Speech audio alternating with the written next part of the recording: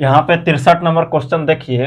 यहाँ पे जो है एक रेखा है L, ये इसको N कहते हैं। ये जो रेखा है ये N है, इसको कहेंगे N। ये है P और ये रेखा जो है M है। देख लीजिए यहाँ पे ये रेखा L है। समझ रहे हैं, सभी का नाम दिया गया है। कह रहा आकृति में बनने वाले त्रिभुज के नाम लिखिए। अब देखिए त्रिभुज जो बन रहा है तो यही ना त्रिभुज बन रहा है। देखिए यहाँ पे ये त्रिभुज बन रहा है, तो इसको क्या कहेंगे? इसको कहेंगे त्रिभुज P Q R. P Q R ये त्रिभुज है, ऐसा त्रिभुज है। ठीक है, यहाँ पे है P, यहाँ पे है क्यूब, यहाँ पे है R। क्लियर? ये हो गया आंसर।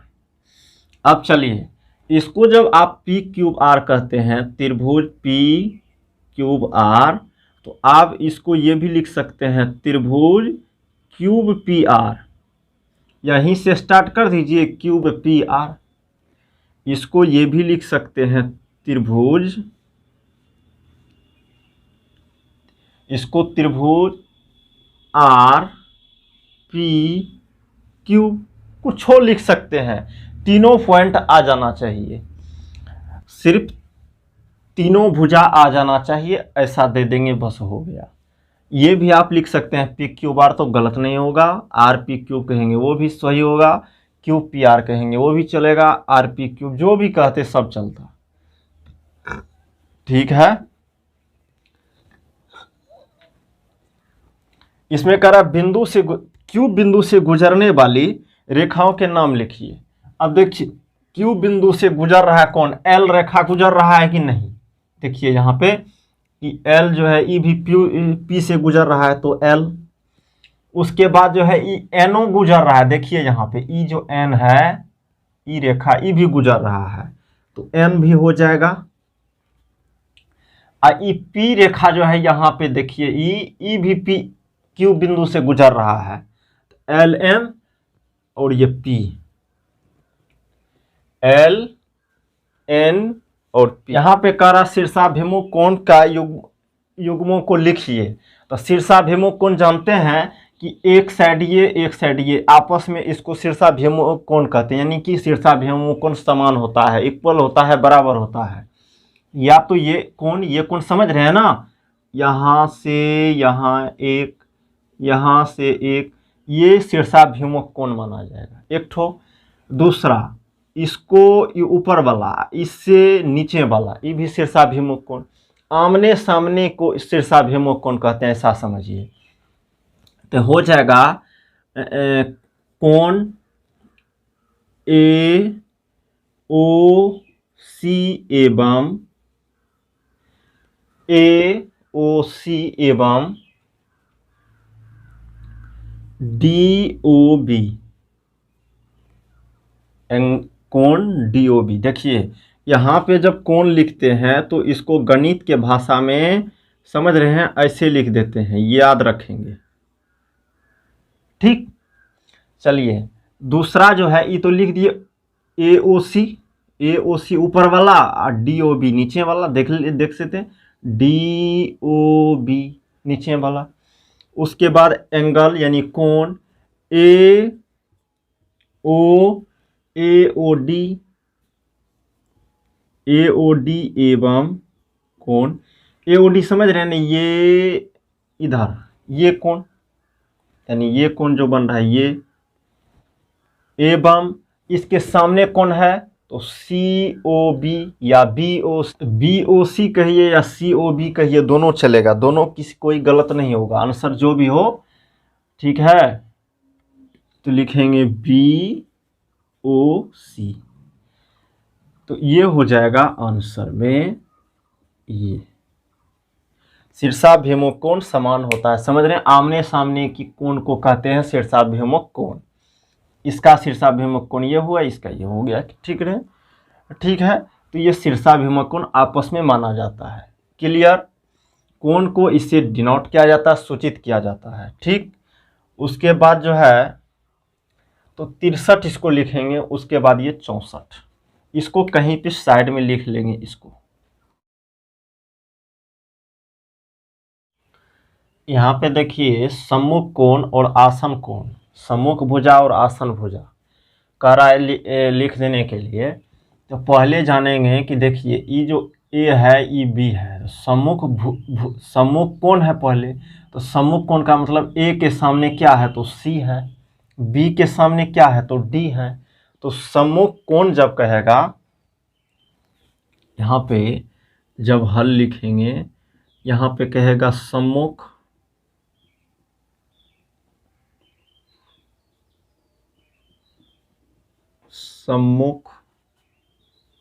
कोण युग्म,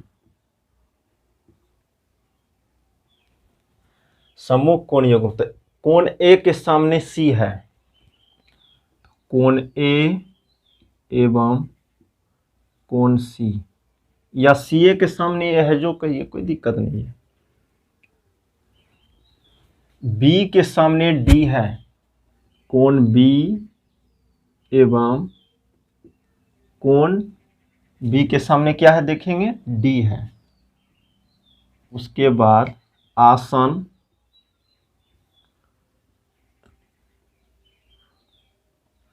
कोण युग्म,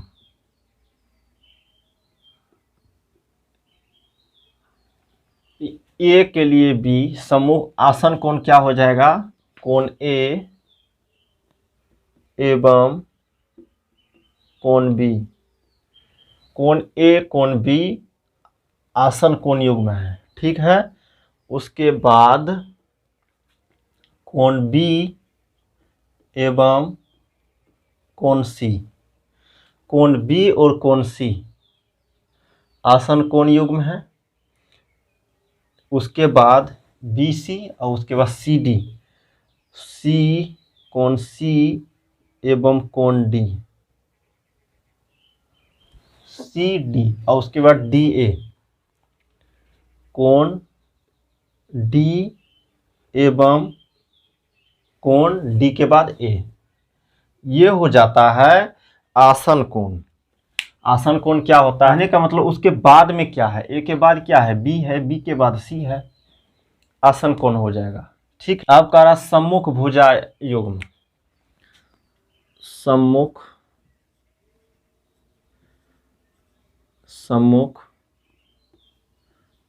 भुजा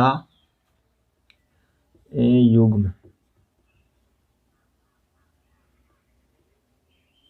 ठीक। तो सम्मुख भुजा क्या हो जाएगा देखिए, ई ए बी जो है ई डी सी के सामने है, सम्मुख मतलब ये इसके सामने, तो ये हो जाएगा ए बी एवं डी सी। उसके बाद ए डी एवं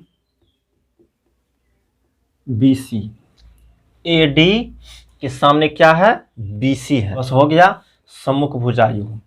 उसके बाद है आसन भुजा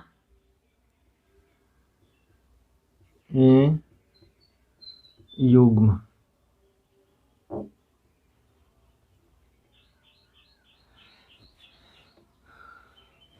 देखिए आसन भुजा में क्या होगा, ए बी तो बी सी, इसके बाद में क्या है तो यहाँ पर देखेंगे ए बी एवं बी सी, ए बी का आसन भुजा क्या हो जाएगा बी सी, या बी सी का आसन भुजा क्या हो जाएगा ए बी, कॉमा आप देखेंगे बी सी एवं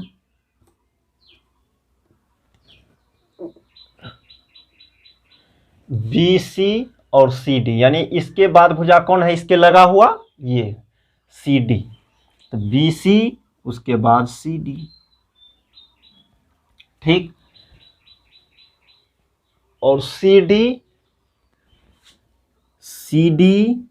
एवं सी डी के लगा हुआ कौन सा है देखिए यहाँ पे, ये जब सी डी है ये सी है ये डी है, इसका लगा हुआ कौन सा भुजा है ये हो गया कौन है ए, यानी सी डी एवं डी ए।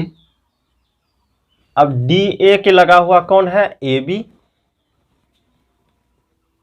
डी ए एवं ए बी। समझ रहे हैं? डी ए से लगा हुआ कौन है? ई जब डी ए है तो इससे लगा हुआ ये है। इसका आसन भुजा ये होगा, इसका आसन भुजा ये होगा, इसका आसन भुजा ये होगा, इसका आसन भुजा ये होगा, इसका आसन भुजा ये होगा। क्या दिक्कत है? वही कर दिए। आसन भुजा समझ रहे हैं कि अब ये जो है तो इसका ये है तो इसका क्या होगा? ये होगा अगला। इसके बाद इसका क्या होगा? तो ये होगा। इसका क्या होगा? तो ये होगा। क्या दिक्कत? कोण जो है आसन कोण यही होता है कि ए के बाद कौन है? बी, तो बी के बाद कौन है? सी, सी के बाद कौन है? डी, डी के बाद कौन है? ए। हो गया। और सम्मुख कोण समझते हैं, सामने वाला कोण। तो सामने वाला कोण ए के सामने सी है, बी के सामने डी है, सी के सामने ए है, जो कहिए। क्या दिक्कत? कोई दिक्कत नहीं। उसके बाद क्या है? सम्मुख भुजा है। तो ये भुजा जो है देखिए, ये जो ए बी है इसके सामने है डी सी के सामने, अब बी सी जो है डी ए के सामने है। हो गया। तो पहले इसको लिखेंगे, उसके बाद इसको। यहाँ पे देखिए काराकोनों के नाम लिखिए। सबसे पहले जो 90 डिग्री से छोटा होगा उसको न्यून कोण कहते हैं। तो देखिए 90 डिग्री से छोटा है तो इसको न्यून।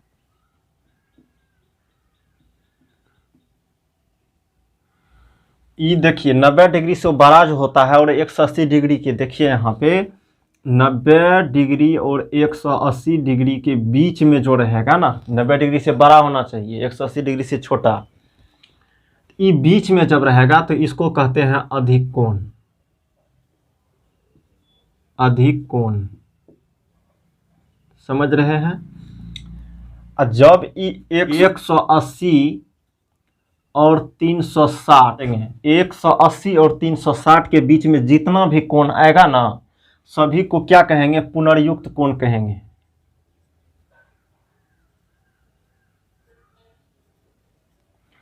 पुनर्युक्त कोण होगा। जैसे यहाँ पे 181 डिग्री दे देगा, 182 डिग्री दे देगा, 183 डिग्री दे देगा, और जाते जाते 300 जो है 59 डिग्री दे देगा। तो इस सभी जो है इस बीच में जितना भी आएगा सभी को क्या कहा जाएगा? पुनर्युक्त कोण कहा जाएगा। समझ रहे हैं? 180 और 360 के बीच में पुनर्युक्त कोण। चलिए, ये जो है 90 और 180, 90 और 180 के बीचे में है। देखिए 172, 120 इसके बीच में आएगा तो इसको क्या कहते हैं? अधिक कोण कहते हैं। अधिक कोण।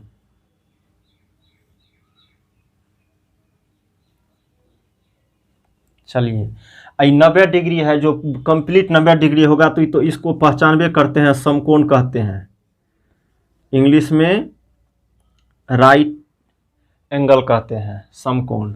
और 360 डिग्री जो हो जाएगा इसको कहते हैं कंप्लीट एंगल, पूर्ण कोण कहते हैं। पूर्ण कोण।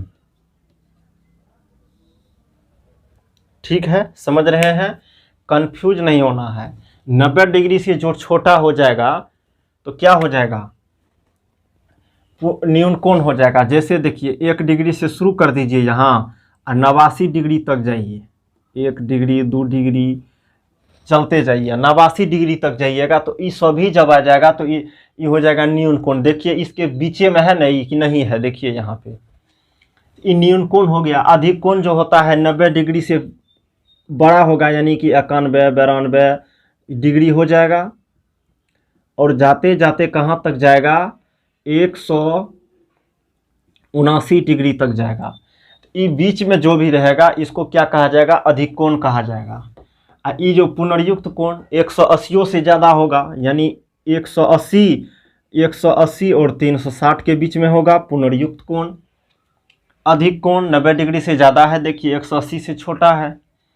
और ये समकोण 90 डिग्री जो कंप्लीट होगा, 90 डिग्री वो समकोण होगा, जो 360 डिग्री कंप्लीट होगा उसको पूर्ण कोण कहा जाएगा। अच्छे ढंग से पढ़ेंगे। अभी तो ये क्या है, पिछले कक्षा का जो है पूर्णावलोकन है, इसको फुल डिटेल में पढ़ेंगे। चैप्टर है आगे में, उसको।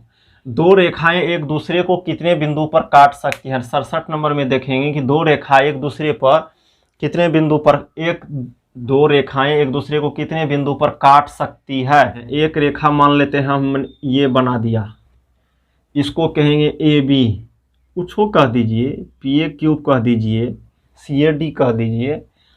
एक रेखा ऐसे काटिए, किसी तरह काटिए, इसको कहेंगे पी क्यू। तो कोई जब दो रेखा आपस में कटेगा तो केवल और केवल एक बिंदु पर कटेगा, एक बिंदु, एक बिंदु कहीं पर आप काट के देखिएगा, एक बिंदु पर आंसर में आप काट के देखिएगा, देखिए एक ही बिंदु पर न कटा है। कोई भी दो रेखा ले लीजिए, उसको ऐसे काटिए तो केवल और केवल एक बिंदु पर ही कटेगा, प्रतिच्छेद होगा, गणित की भाषा में कहते हैं उसको। तो यहाँ पे क्या हो जाएगा, एक बिंदु पर आंसर इसका होगा।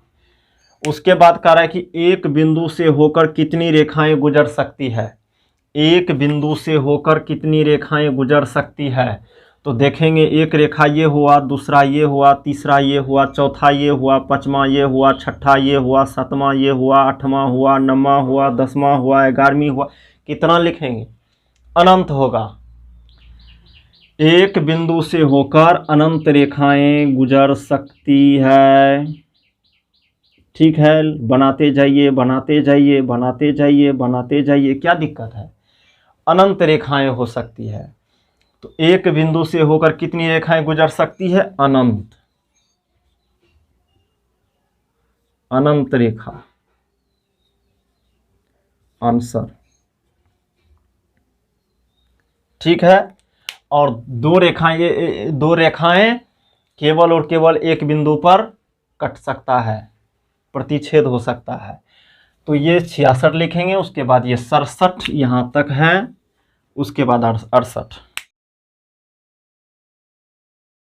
यहाँ पे कह रहा 3 रेखाएं अधिक से अधिक कितने बिंदुओं पर काट सकती है, 69 नंबर क्वेश्चन। तो 3 रेखा को जब ऐसे कटिएगा, एक ठो काटने का चक्कर लगाइएगा तो एक बार ऐसे कटेगा, और ज़्यादा से ज़्यादा या तो यहाँ से कटेगा तो एक ही जगह हुआ,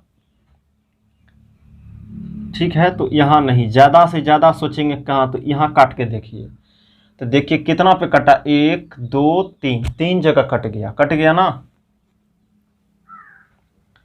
तो 3, इसको जब कोई रेखा L है, ये M है, ये N है, तो कि कोई 3 रेखा ले लीजिएगा, अधिक से अधिक काटिएगा तो 3 ही बार कट सकता है, तो 3 हो जाएगा आंसर। 3 जगह पे कटा हुआ है, देख लीजिए, 1 2 3, यहाँ पे कहेंगे P क्यूब R। कारक रेखीय युग्म का एक कोण न्यून कोण है तो दूसरा कोण क्या होगा, पहले रेखीय युग्म देखिए। तो जैसे ये लाइन है और ऐसे कोई रेखा ऐसे होगा या ऐसे होगा या ऐसे होता, कोई दिक्कत नहीं।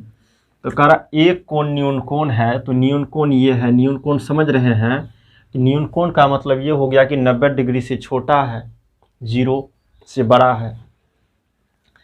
तो दूसरा कोण क्या हो जाएगा, आप बताइए कि ये जो रेखा पे ये जो होता है, यहाँ पे दोनों मिला के कितना होता है, 180। ये कोण और ये कोण मिला के कितना हो जाएगा, 180। ठीक, एक कोण न्यून कोण है, न्यून कोण का मतलब ज़्यादा से ज़्यादा 89 डिग्री का होगा। न्यून समझ रहे हैं ना, न्यून कोण किसको कहेंगे, 0 डिग्री से लेकर के 90 डिग्री के बीच में जो होगा उसको न्यून कोण कहा जाएगा। तो 90 डिग्री तो आया नहीं होगा, न्यून कोण में आएगा नहीं, तो ज़्यादा से ज़्यादा कितना होगा, 89 डिग्री। तो जब ये 89 डिग्री अधिक से अधिक हो सकता है तो इधर कितना बचेगा, 91 डिग्री बचेगा कि नहीं बचेगा, दोनों को जोड़ के तब ना 180 होगा। फिर से जब ये न्यून कोण है तो न्यून कोण ज़्यादा से ज़्यादा कहाँ तक जा सकता है, 89 डिग्री तक। क्यों कि 0 से 90 के बीच में न्यून कोण होता है, तो ज़्यादा से ज़्यादा 89 आएगा, न्यून कोण में आएगा। तो जब 89 ज़्यादा से ज़्यादा हम ले सकते हैं तो तब बचेगा कितना, 180 में कितना बचेगा, तो 180 में घटा देंगे कितना, 89 को, तो बच जाएगा 91। ठीक है, 91 कितना हो गया, ई अधिक कोण हो गया ना, 90 डिग्री से ज़्यादा हो गया। तो जब एक कोण ये न्यून कोण होगा, ध्यान देंगे, न्यून कोण, तो ये अधिक कोण होगा ही होगा, अधिक कोण। समझ रहे हैं? तो आंसर में क्या हो जाएगा? अधिक कोण, अधिक कोण आंसर। आजमा के देखिएगा एक बार, कोई भी अंक ले लीजिएगा, न्यून कोण मतलब 90 डिग्री से छोटा, तो ई जो है अधिक कोण हो जाएगा, यानी 90 डिग्री से बड़ा हो जाएगा 180 के बीच में। ठीक, 69 लिखेंगे, उसके बाद 70 लिखेंगे।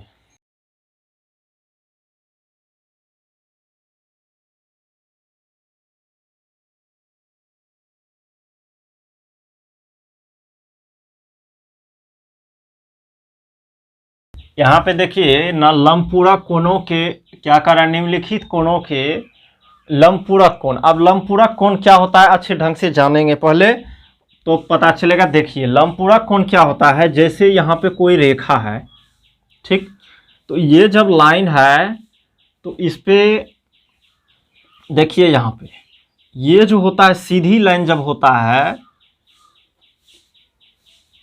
लगभग सीधी, तो सीधा जब होता है तो यहाँ पे 90 डिग्री यानी 90 डिग्री का कोण बनता है। इस साइड भी 90 डिग्री का कोण बनता है। चलिए, तो यहाँ तक तो समझ में आ गया कि दोनों साइड 90 डिग्री। यहाँ नीचे भी करेंगे 90 डिग्री, इस साइड करेंगे वो भी 90 डिग्री। इसीलिए यहाँ तक ठीक है। तो इसीलिए यहाँ पे जो वृत्त जो होता है, ऐसे जब वृत्त बना देते हैं तो वृत्त का पर जो केंद्र पर कोण बनता है, कितना बनता है? 360 डिग्री। जोड़ दीजिए सभी को, 360 डिग्री पूरेगा। तो अपना लोग जब अभी जानते हैं करेंगे क्या, तो ये जो 90 डिग्री पूरा यहाँ पे 90 डिग्री होता है, तो लंबपूरक कोण का मतलब ये हो गया कि यहाँ पे ऐसे एक कोण बनाइए। यहाँ पे इसको कहेंगे, क्या कहेंगे, कुछ कह दीजिए, क्या कहेंगे इसको, मान लेते हैं x डिग्री कहते हैं, इसको कहेंगे x डिग्री। तो ये क्या होगा, तो अपना लोग जानते हैं कि ये दोनों को जब जोड़ेंगे तो कि इसको कह देंगे 90 डिग्री होगा। जब इसको कहेंगे a, इसको कहेंगे b, इसको कहेंगे c, इसको कहेंगे d। अच्छे ढंग से समझना है। तो अपना लोग जानते, और यहाँ पे o कह दीजिए ओरिजिन, मूल बिंदु को o से।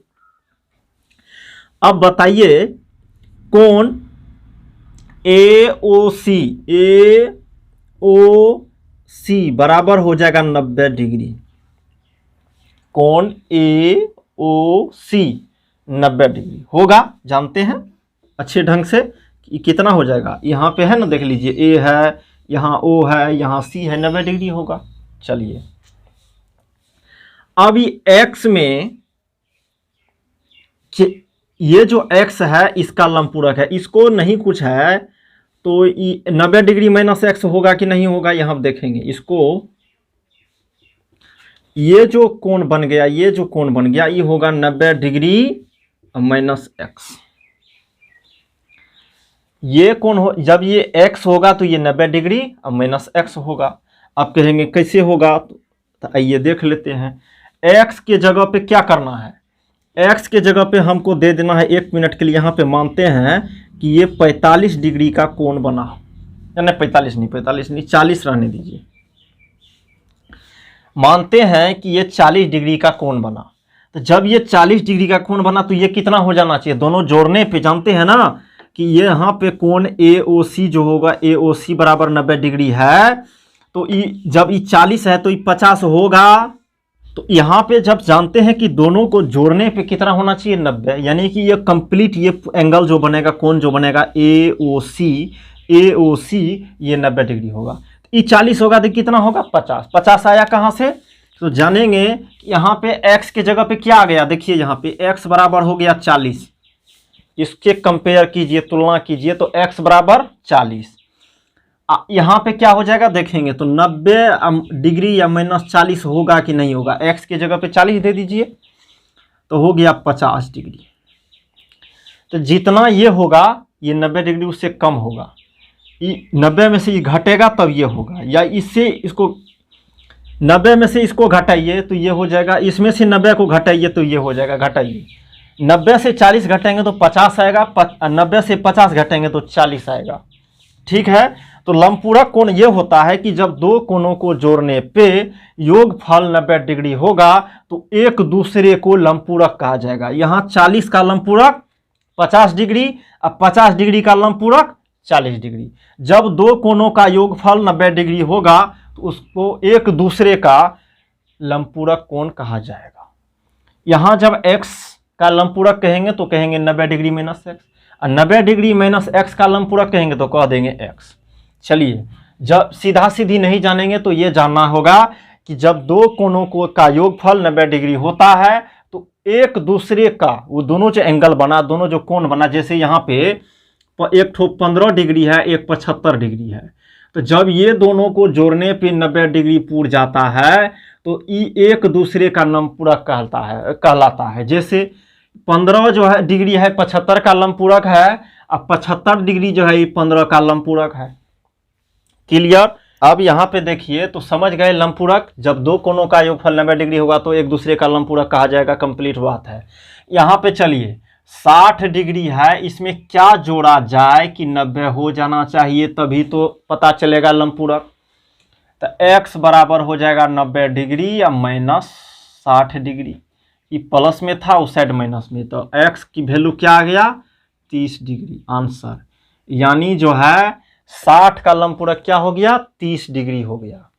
यहाँ पे चलिए, यहाँ हो जाएगा 30 डिग्री, इसमें क्या जोड़ा जाए कि 90 डिग्री हो जाए, तो x बराबर हो जाएगा 90 डिग्री और माइनस 30 डिग्री, तो x बराबर हो गया 60 डिग्री। यानी 60 डिग्री, 30 का लंबपूरक 60, 60 का लंबपूरक 30। चलिए 55 डिग्री प्लस x डिग्री बराबर 90 डिग्री। दो कोणों का योगफल 90 डिग्री हो जाना चाहिए थे, एक तो 55 दिया तो दूसरा क्या होगा चेक कर लेते हैं। तो x बराबर 90 डिग्री माइनस 55 डिग्री, तो x बराबर हो जाएगा कितना 35 डिग्री आंसर। यहाँ पे कह रहा है कि 89 डिग्री में क्या जोड़ा जाए कि 90 हो जाए। जानते हैं ना, दो कोणों का योगफल जब 90 डिग्री हो जाएगा, जब दो कोणों का योगफल 90 डिग्री हो जाएगा तो एक दूसरे का लंबपूरक कहलाता है। तो x बराबर 90 डिग्री, आई प्लस में है उस साइड माइनस में 89 डिग्री बराबर 1 डिग्री। तो x की वैल्यू क्या आ गया 1 डिग्री आया। यानी 89 डिग्री का लंबपूरक क्या हो जाएगा 1 डिग्री, 55 डिग्री का लंबपूरक 35 डिग्री। क्लियर? इसको लिखेंगे।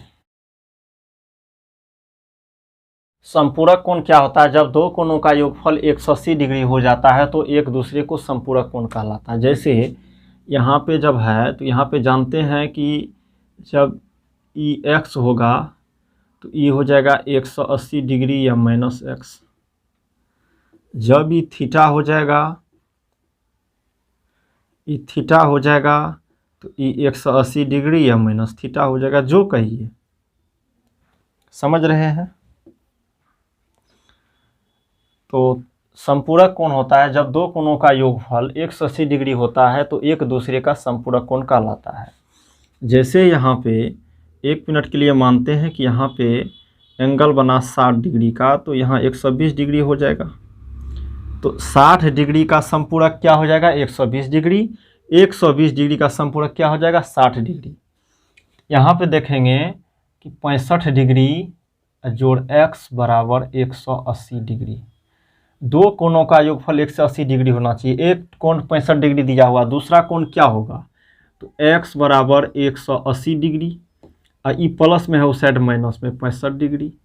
तो x बराबर हो जाएगा, इसको घटाइए, 0 से 5 जाएगा, 10 से 5 जाएगा 5, यहाँ बचा 7, 7 से 6 जाएगा 1, यहाँ पे 115 डिग्री आंसर। 65 डिग्री का संपूरक क्या हो जाएगा 115 डिग्री। उसके बाद जो है 105 डिग्री में क्या जोड़ा जाए कि 180 डिग्री हो जाएगा। दो कोणों का योगफल जब 180 डिग्री होता है तो एक दूसरे का ये क्या कहते हैं, समपूरक कोण कहिए, ऋजुपूरक कोण कहिए, सरल कोण कहिए, जो कहिए।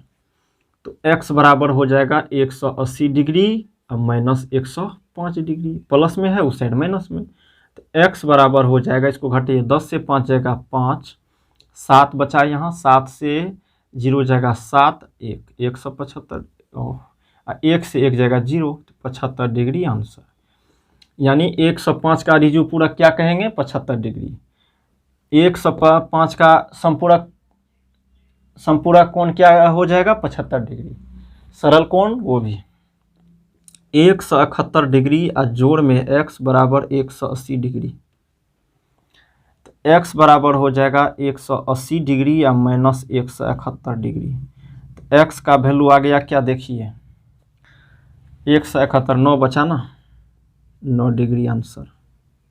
समझ रहे हैं, दो कोणों का योगफल जब 180 डिग्री होता है तो एक दूसरे का संपूरक कोण, ऋजुपूरक कोण, सरल कोण कहलाता है। तो दो कोणों को जोड़े 180 पुराए, सभी में x का वैल्यू निकाल लिए, वही आंसर हो जाएगा। इसको लिखेंगे।